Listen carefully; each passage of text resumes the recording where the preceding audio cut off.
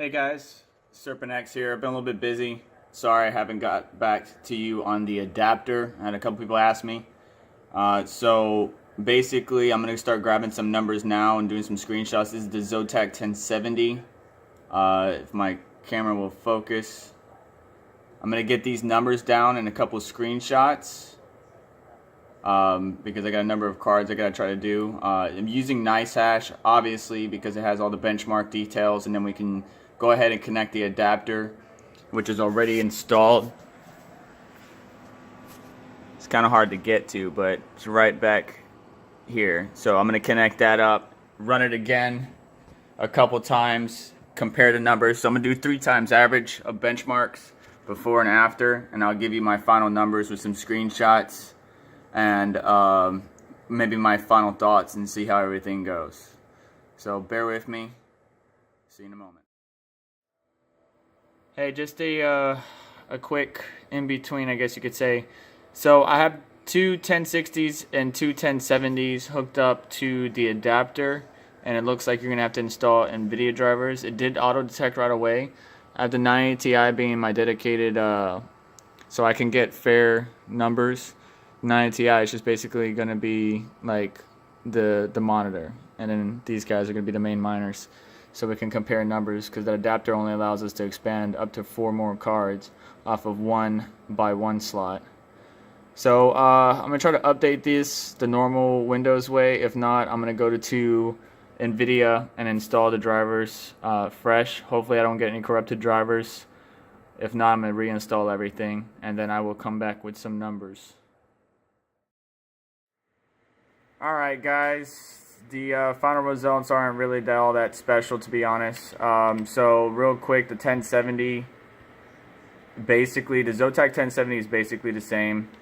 They're in margin of error, so variance and everything is pretty much the same.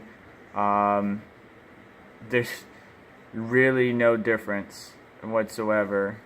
Let's look at the 1060 real quick. Pretty much everything is the same, which is good. So let's look at the important ones. So Lyra 2424, Dagger 2323, the Creed 1.6, 1.68, 1.69, Kryptonite 434, 460, Equihash 292, 277. Pascal, you can see it there, Blake. So essentially this adapter is performing the exact same as it did when directly connected each card individually to a by 1 slot. If you care about NIST, there's your NIST numbers. Kakek, pause the video if you need to. I'm going to run through this quick. Lyra 36.4, 37.8, Dagger 29.17, 30, Kryptonite 575, 614. It's actually, I'm getting better numbers with the adapter, which is quite odd. Switching real quick, trying to run through this. The 1060 from EVGA, basically. So there's your other numbers. So NeoScript is one of the ones that I worry about. 641. 680, Lyra 26.5, 26.8, Dagger 19.3, 19.2. For some reason the EVGA card doesn't want to hit the same thing. This smaller Zotac 1060 is performing better than this EVGA ACX version. I would think it would be the opposite, but it's not. So Equihash 305 versus 307, Kryptonite 409, 426. So it's in that margin of error, variance, and all that good stuff. So the short version is the adapter does not hinder performance whatsoever, but I do have some of my own thoughts to throw in. That adapter is pulling a lot of compute power from 4 cards through 1 slot. So eventually what's going to happen is you're going to have that slot burn out, and then you're going to have to use another slot, and then another slot. So I'm going to run with this setup. I'm going to separate it. But when I get my additional cards, I'm going to run it constant 24/7. We'll see how long it lasts. Performance wise though, it does not hinder it whatsoever. You might actually get improved performance. As you saw ahead of this part of the video, when I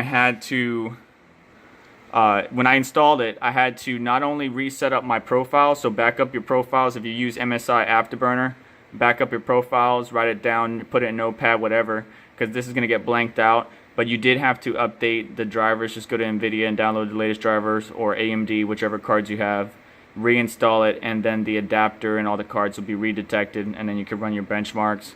I would have used Awesome Miner to run my benchmarks like I normally do. But that's just a lot of data to take in, a lot of different algorithms that I would have had to benchmark, and the longer I have this system offline, the less profit I'm making. So I'm going to get back to my normal mining programs, and then we'll go from there. But there's your numbers. I hope this helps you out in deciding whether or not an adapter will fit for you. I will have another video regarding this adapter, and trying to help people with old HPs or Dell's motherboards that they're not doing anything with, and they need to be able to get a mining rig up and running. So as always, thank you for watching.